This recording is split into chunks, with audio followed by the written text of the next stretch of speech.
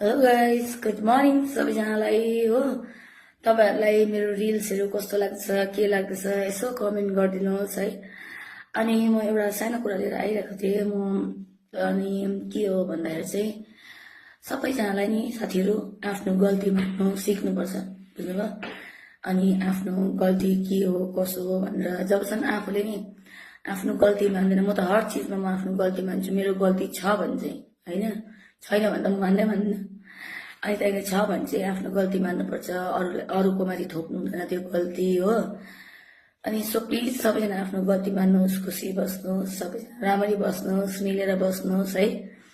अनि त्यही भन्छु म कि मिलेर बस्नुपर्छ सबैजना। हेर्नु, झगडाहरू गरेर केही फाइदा छैन, मिलेर बस्नुपर्छ, आफ्नो गल्ती मान्नुपर्छ। आफ्नो गल्ती छ भने हुन्छ।